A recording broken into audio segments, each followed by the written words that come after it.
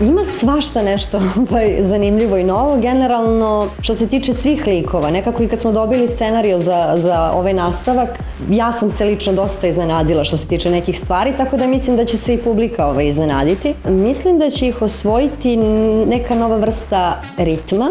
Ima mnogo iznenađenja koje se ne očekuju, tako da mislim da će to biti dosta intrigantno. Imali smo dosta tih scena koje su masovke gde ima baš mnogo ljudi.